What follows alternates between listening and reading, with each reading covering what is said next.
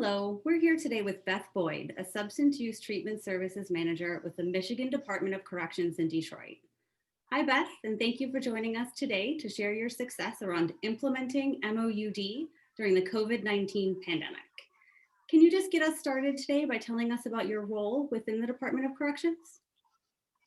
Sure. I'm a substance use treatment services manager, which means I oversee the medication assisted treatment program.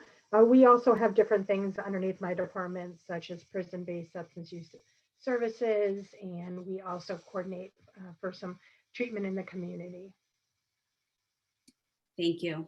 So let's jump into it. Can you just get us started by talking generally about your experiences implementing MOUD under this pandemic? Sure. So I just wanted to start maybe by saying that we laid some groundwork before COVID. So we had formed work groups that were running before COVID, and we were actually able to visit the prison sites where we were going to implement, which is really a great thing, excuse me, that we were able to do. And also last year, we were able to attend this Rhode Island conference. So we were very fortunate to have some of those things before we really got hit by COVID. So after that, the focus really became keeping our staff and offenders healthy. That became the overall theme of the department, as I'm sure every department across the nation felt the same thing. So, we really started implementing some pretty stringent COVID protocols that really kind of slowed down a little bit of progress in the project, but were able to adapt and change to meet those. So we had limited to movement offenders, we had mass testing, COVID testing of offenders and staff, and healthcare, custody, and mental health, just how to adjust the way they did business. So it did take us a little bit of time to kind of feel around that and to make sure that they had everything going the way that we needed to go so we could proceed with this project. So initially we had identified 2 prison sites where we were going to implement this project. Both of them have had problems with being in outbreak status for COVID, but the focus has always been that this is an evidence-based treatment, that this is something that offenders need and deserve, and it is a medical treatment of a disorder. So I think because the department was able to keep that in mind and know that it was a priority, that we were still able to plow ahead during this time. So, we we're going to, that was always our focus, but it continued to be our focus even during COVID. Sometimes you lose sight of the big picture when you've got something that's so overwhelming, such as COVID. But we had a lot of support, which is really great. So, we knew it was going to be a slow rollout for this process. It is slower than we had anticipated before the pandemic. But we always had in mind that we wanted to do this well, not quickly. So we've had those 2 sites. We've spent a lot of time in training, supporting them, just making sure that our processes worked and they worked well.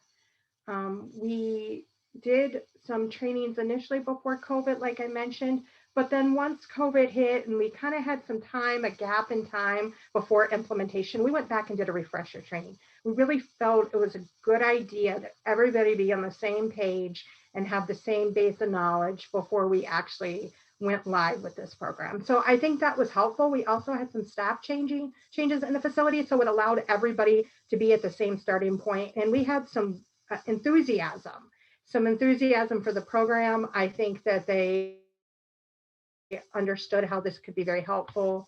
We were able to provide them with the statistics about reduction in overdose deaths when released, reduction in behavioral problems in the facilities. We were able to provide them education on how opiates affected the brain and why this was desperately needed. So that was a really good experience for everybody.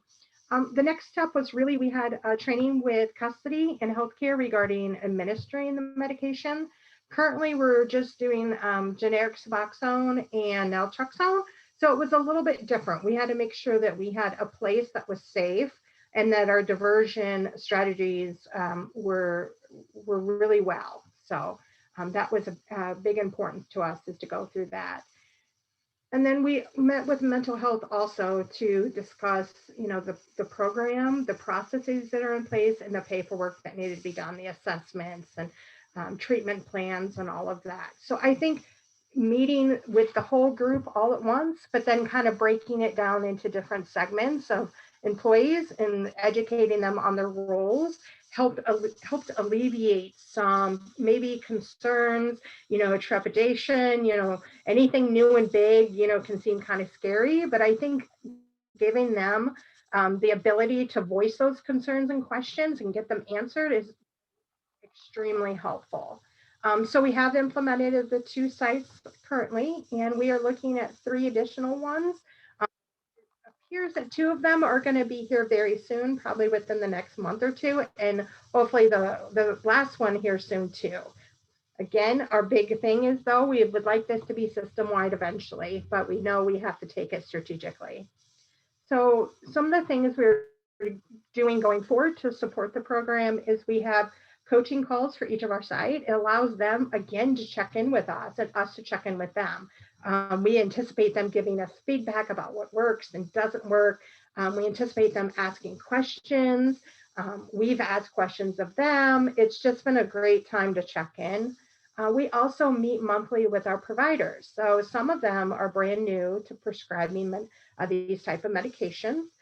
We have providers from our agency who sit in and have done this work before and are very enthusiastic, so they're able to ask that question. Now, Suboxone waivers, and we anticipate 100% by the end of February, which is quite the accomplishment during this time. So, and then, I talked about expanding our implementation sites and choosing new sites. Like I said, we see this as a long-term project, a long-term thing that's going on. It's not, we've stopped calling it a pilot and started calling it just a project because we're committed to it. But one of the other things is really figuring out how we're going to provide methadone. Are we going to become an OTP? Are we going to partner with OTPs in the community? How are we going to do that?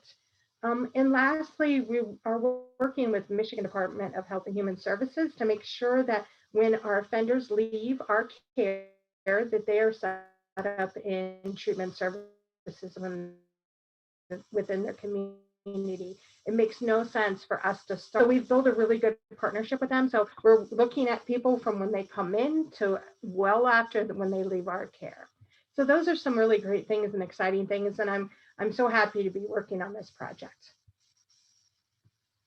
Thank you so much. It sounds like you guys are really coming at this from multiple perspectives and angles and bringing everyone, all the key stakeholders internally, but also forward thinking to once folks are released to community. I'd be interested to hear what types of questions folks asked you, like the most common types of questions during the planning and implementation process with those meetings you were talking about. Yeah, so I think one of the biggest questions is why are we doing this? Like not understanding, especially the stigma that's attached to Suboxone. Like why would we give them something that they already divert, they already smuggle in, they already use when they're not supposed to be using? And once we were able to provide that information, you could just see like the flicker like go off in their brain, like, oh, that makes a lot of sense while we're able to do that. And really, we had one of the wardens come to the Rhode Island conference last year, and he has been like a great advocate for this program. He is now able to say, I've learned all this stuff, and my opinion has completely changed, and I support this. And really, for custody, that's a huge thing, having other people just like him say that they support this program and that they went through their own growth process with that. So it's been wonderful. It really has. I'd love to hear that. You touched on a couple key components, both the stigma as well as bringing people along that become champions and can engage and say to other folks, hey, I was there too, but I learned these things and let's talk about this. So that internal resource. Absolutely. Yeah, we've identified some providers that we call champions too. They're very interested in the program. They're supportive of the program, and it's, you know, identifying those people system wide has been really great. You know, mental health staff that are very passionate about this work and able to talk about it in such an educated, enthusiastic way is really exciting. It is really exciting to hear, especially rolling it out under the constantly changing guidelines and unknowns of COVID and what that means in a controlled access setting. Yes, absolutely. Yes, absolutely. We just had to come to the decision that COVID was going to last a while. We don't know when it's going to be done, if it ever will be. So we just had to do it. I mean, it was just a conscious choice that this is something we wanted to do, and we just had to do it. I love it. I love the decisions that y'all made. Yeah, yeah, I'm very happy. So if you had like one key takeaway to share, or maybe two, because you had so much great information, but just a few key takeaways to share with folks that might be in this situation trying to implement or facing some of these challenges. Education, education, education. As we have provided the education about why we're doing this, it has been it has changed our system, and people now understand, and then they themselves can be advocates for the program. That has been super important. You know, we had to make the decision to just do it, but we needed these, you know, our everybody within the system to come together and support this program. And that's really our overarching goal, is to get everybody educated on medications for addiction treatment and on addictions. You know, there was some misconceptions, stigma, like we talked about, but educating our staff has been something that I would truly recommend to everybody, giving them an opportunity to voice their questions and voice their concerns. And, you know, when they have those answered and learn more, you know, it's a great thing all around. So I would very much recommend that. Thank you. So I heard education, but also kind of providing that space for folks to voice those questions and concerns and really kind of bi-directional communication around that education piece. Absolutely, 100%. Yep. Awesome. Well, thank you so much for sharing with us today. We appreciate you jumping on, and we appreciate the work that you're doing in this space. Thank you. Thanks for having me.